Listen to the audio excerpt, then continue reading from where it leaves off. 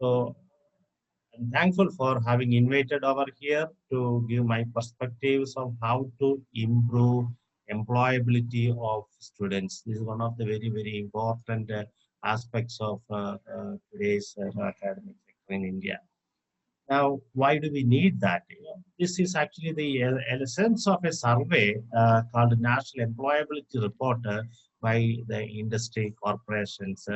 And they found in 2020, very recent, that only 3.84 percentage of engineers are employable in software-related jobs at startups.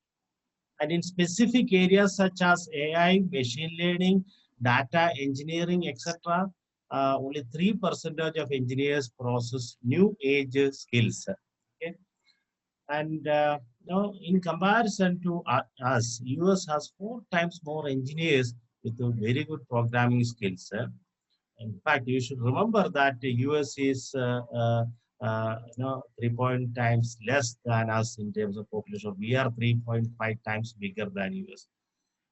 If you compare with the Chinese engineers and scientists, only less than 10.35 percentage have coding issues. Whereas we have a large percentage of students not able to do good hands-on activities with error-free code. Now, more importantly, one of the aspects that they have come up with is students doing something other than the class lectures. So the industry in India found that only 40% of engineering graduates end up doing internships, or only about 1/3 of students do any projects beyond the coursework. So, which means that vast majority of our students do only the coursework and they get a degree out of that. So, the areas such as remote sensing and GIS include the areas I have just now mentioned, which are affected by the poor employability scenario of our engineers and scientists, like AI, machine learning, data engineering, data science, and so on. Now, this is becoming very significant because, in fact, one of the recent statements from our own director Dr. V.K. Dadwal, from his decades of experience, he says that a significant fraction of the space expenses, something like more than 85% budget expenditure or market is for applications on the ground. So the point is like, small fraction of the space sector is actually given big more attraction in terms of launch vehicle development, spacecraft development, and so on. But when it comes to real value on the ground, the employability on the ground, applications on the ground, that's where huge, value creation or wealth creation is concerned. A satellite can launch hundreds of can actually create data, as just now we have discussed that millions of image points data. A launch vehicle can launch hundreds of satellites. Now, the data that is produced by a satellite can be used for a large variety of applications. That is actually the focus of a large number of industries today. But the question is that how to train the students to do better on remote sensing, GIS, and related areas. Okay, so my observation is that MT2 can actually be very useful because, as the Chinese proverb says, tell me I forget, show me I remember, involve me I understand. So that is where we actually have to focus a little bit on in our education sector. Now, one example I just put on here on a single slide is actually the example from Professor Walter Levin. He is a professor of physics in MIT, recently retired, but this is actually a representative picture from one of the videos that he had posted, where he usually demonstrate experiments of significant interest in the classroom itself. Here he is actually showing, a pendulum of certain size, and actually he sits on the pendulum itself. It is hung from the ceiling of the hall, and then he actually, goes, in both ways in a resonance way, and then he actually demonstrates some of the scientific principles of fundamental physics. People like it. if you are attending such lectures, you love to, learn more about physics, and you, as a teacher, can really, contribute better to the students. So this is where, experiences or experiments or activities are brought into the class rather than a lecture that is delivered in a class. Okay. Now, MT2 stands for multi-track modular teaching methodology. This is where an academic course is divided into multiple parallel tracks, and each track can consist of a modular set of activities. So one of the important benefits of this activity is like it can enhance students' interest and engage him into the learning process, and it will also benefit the teacher to, develop R&D products. Now, as I mentioned earlier, there are multiple tracks. The course is divided into a small number of parallel tracks, and each track should be very carefully chosen so it will complement the other tracks.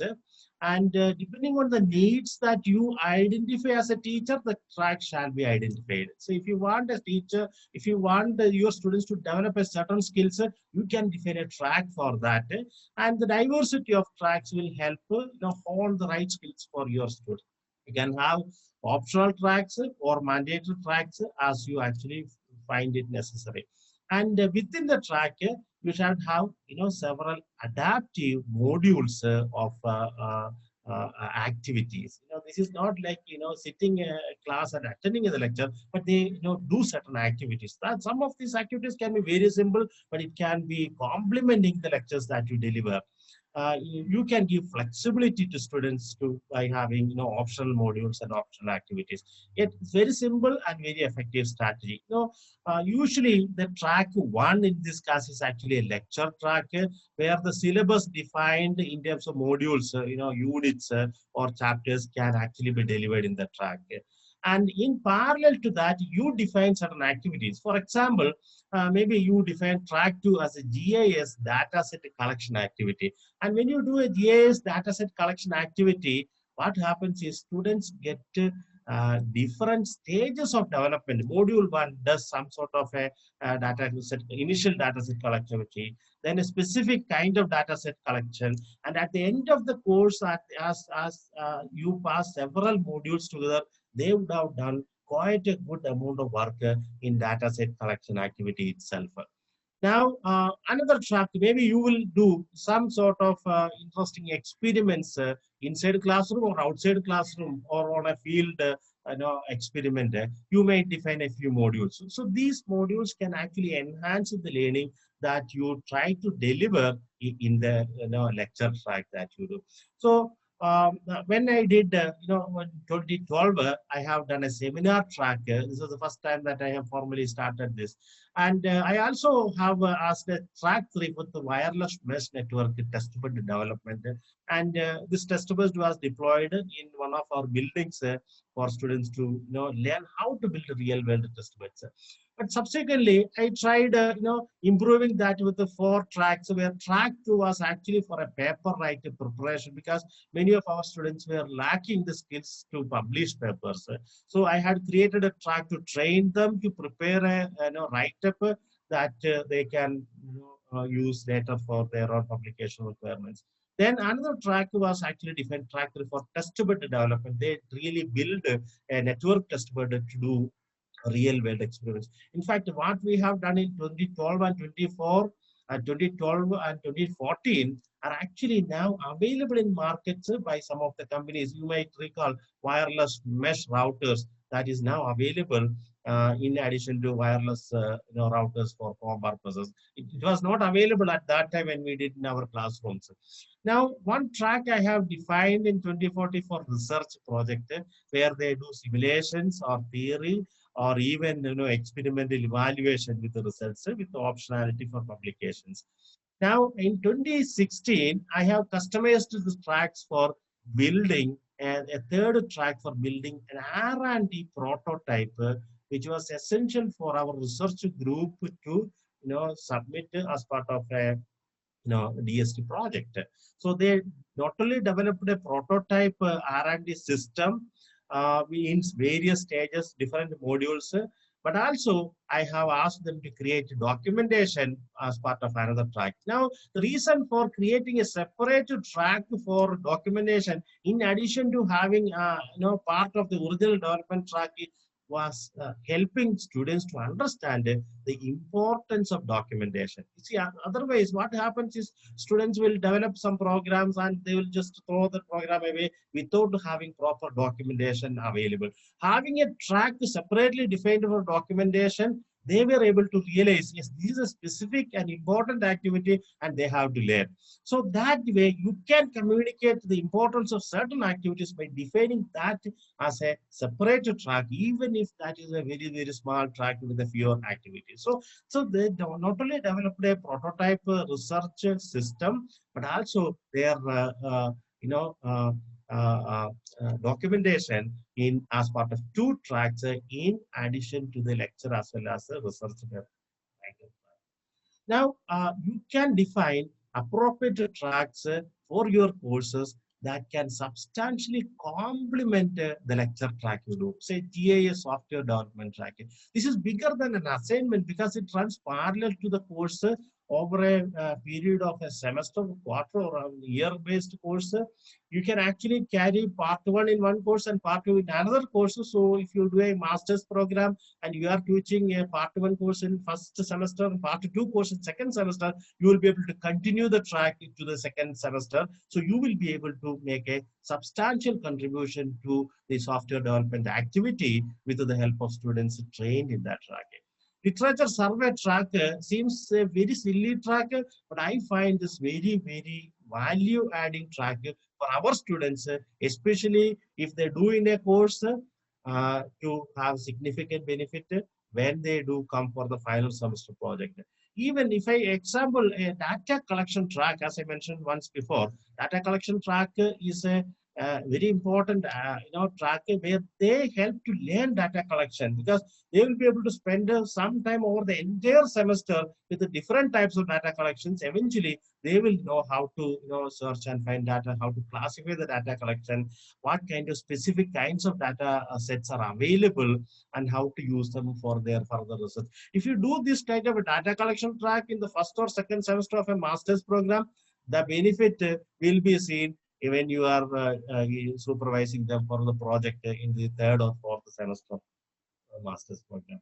So even in one of the courses that I have done, I have actually defined a data creation track for OpenStreetMap, where my students actually collected some amount of data in and around Valiamala that could be uploaded to OpenStreetMap, which is actually very useful for road network analysis, delayed shoulder network analysis, and so on. In fact, you may define using the national data sets available through Bhuvan to help create a new data sets, help identify the spatial points and other information. So you can sustain these activities across different semesters, across different batches in a consistent way that we can do. So many times, what we can do is experience multiple dimensions of learning by defining tracks, which cannot be easily done when you have only physical lectures. In fact, this is not easy to accomplish in a non-track based system where students may have certain ambiguity and lack of clarity when we mix many things together. So, for example, when you define a track to asset mapping and data analysis using Bhuvan, so you may define appropriate modules so that they will get exposed to Bhuvan and they will be able to conduct data analysis, data mapping, experiment, and so on. Even track 3, even though it's a slightly less involved track, you can enable them to do crowdsourcing by first studying the interfaces of Bhuvan resource and enabling the crowdsourcing tool sets and getting the data sourced and geolocation coding carried out and updating the crowdsourced data to the Bhuvan database. So that way they will get exposed to this important resource available to all of us and offered by the government. So students are better trained for employability to that. So many times, you want to do small experiments. You can define that as a experimentation projects on given 2D data set. Okay, and you may decide, whether to add a third track or not. In fact, having a third light track can actually add a significant value. For example, if you have defined track 2 as an experimentation projects on given 2D as the track is running, so you can also do a small programming track on 2D to 3D conversion. So they will get exposed to how to contribute to even 3D data sets too. So that way it will give specific direction or specific capability of learning to the students that you recruit. If you have an ISRO scientist, you can actually specifically give him a track activity that suits him, which may be optional for other students. It might not be easy to have a very large number. You have to decide on a very small, feasible number of tracks. So what I have done is, for an X credit quarter-long course, you can have X plus 1 tracks. And for an X credit semester-long course, you can have up to an X plus 2 tracks, because it will help you manage the course very easily. And you can also assign appropriate credit in some of the 4 credit courses of senior undergraduate or postgraduate course. You can actually give 1 credit for an important track or a certain points as allowed by the university for appropriate credit enhancement. So within the track, you give modules. So the activities should not be continuing without having an end within the track. So they should have various modules, because some of the students will be able to complete each module successfully, and they should feel happy about completing that. Then only they will be able to continue with the rest of the activities. So the modularity within the tracks is very important, and you should be able to adaptively add or delete modules as the course progresses. You may actually introduce optional modules to help faster learners to do better.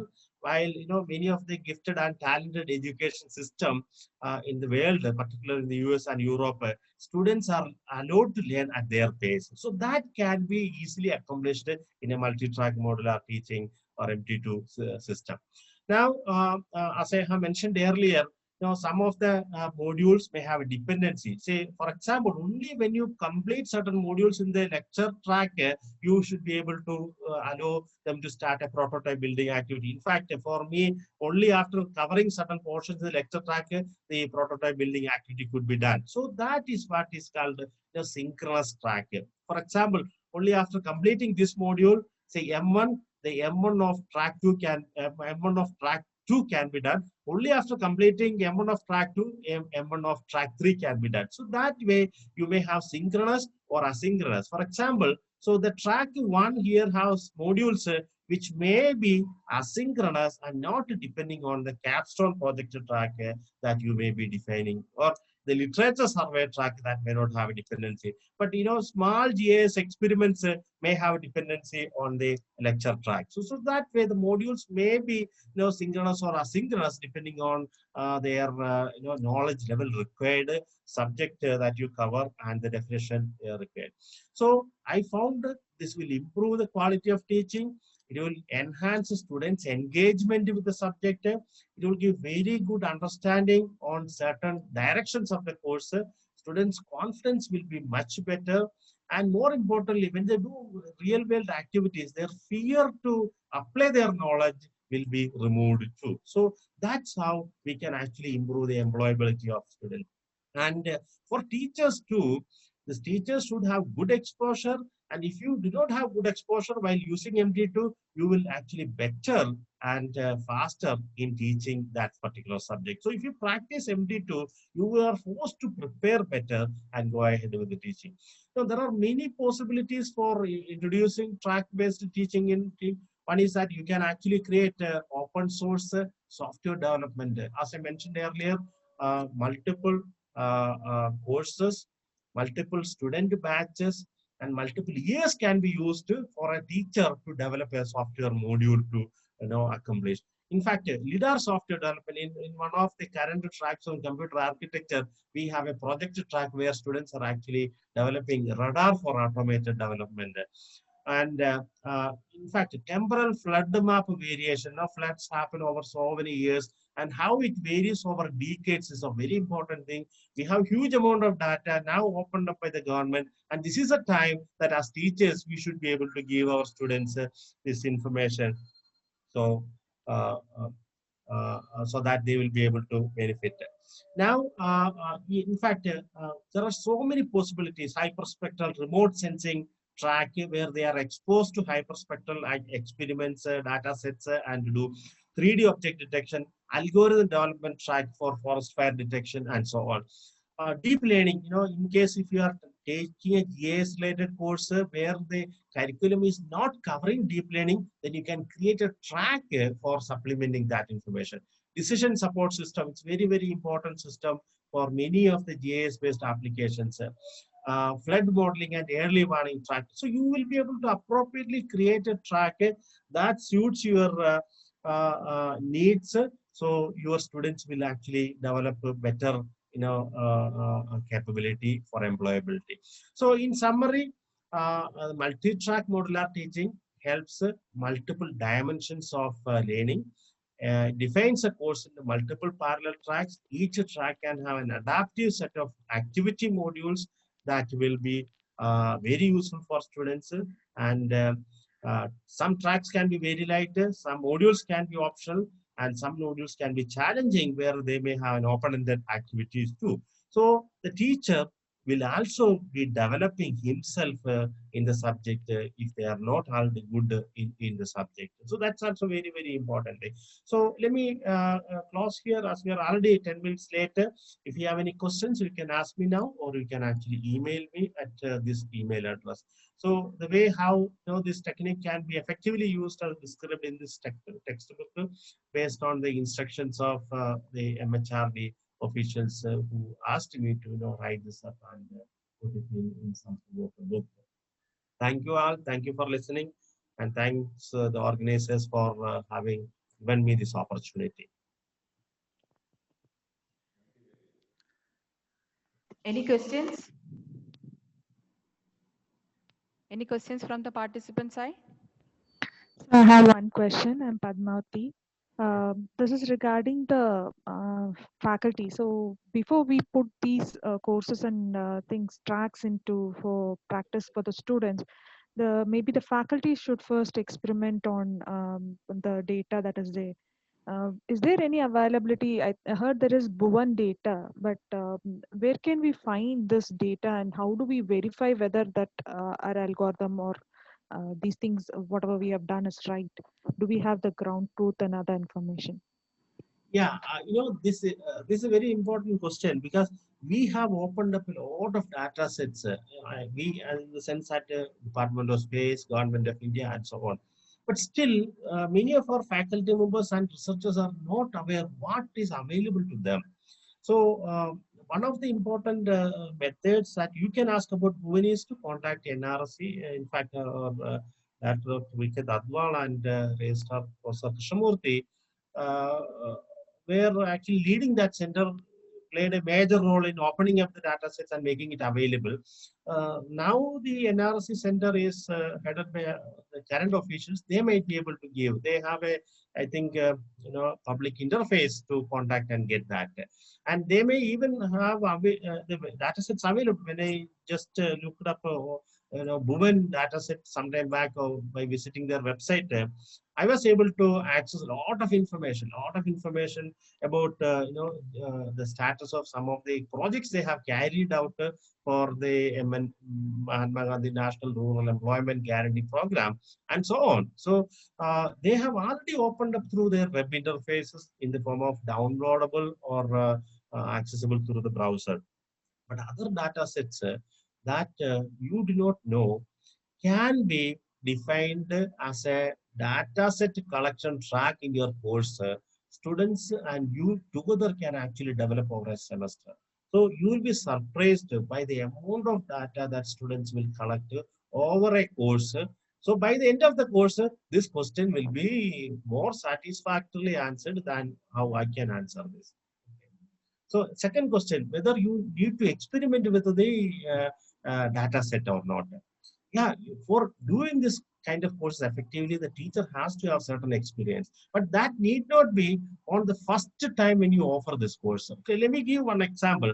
In one of the MT2 experiments of my course, I have actually asked the students to get to know a simulator, which was actually not well known to me at that time. So we needed experienced people to do. So I invited two experts to actually give invited lectures for that particular track, training the students on that particular simulator. So I learned this simulator while the experts gave the lecture along with my students. So that way, so when I repeated that for the subsequent year, so I am able to handle it all by myself because conducting this course have actually gave me also the opportunity to learn what was unknown to me until that time. So that is actually very good way. That's what I have mentioned. The teacher will become an expert if he is not already one, if you follow MT2 strategy. A small question. There is a question from Sarida P. Sir. Okay. Sir, you speak of multi-track modular teaching methodology for multi-student sessions. Do you believe the same outcome can be achieved for a session with a small strength of participants in the bottom tier of Bloom's taxonomy? Yeah. This is actually, I mean, MT2 is actually meant for, the higher tiers of the Bloom's taxonomy, especially the highest tier of Bloom's taxonomy is to be creative, to advance the state of the art, to do actually research or R&D. So that level activity can be carried out if the class strength is small. Okay, especially if you are teaching a PG class or a UG elective class where the class strength is manageable, then you can do wonders with this technique. Okay, but if you have a very large class, then individual attention cannot be given to each and every student. So you need to have teaching assistants. Okay, so you need to have for every 20 student one teaching assistant required to carry out to this MT2 strategy effectively. Now, to answer your question, for the students are at the bottom level, say, for example, an engineering college, a self-financing engineering college, where students are assumed to be bottom. But you can still, improve the employability of them by creating appropriate tracks. So they learn to develop skills in that complementary direction in addition to the lecture track. So that way, you will definitely be able to do better even in large classes. But in small classes, you are guaranteed to do better. That much, you will do wonders with the smaller classes. Okay. Thank you, Manoj sir, for Yeah. elaborating on multi-track modular teaching methodology, MT2, where students' involvement in activities is also equally important in the teaching learning process into various different tracks. And now we realize that this teaching pedagogy is the need of the hour, and also showing us how to blend this in the context of remote sensing and GIS was also really informative, sir. Thank you, sir. Yeah. Thank you. Thank you. Okay. And now we will have a 10 minutes break and the program will resume at 11:55 a.m. Thank you all.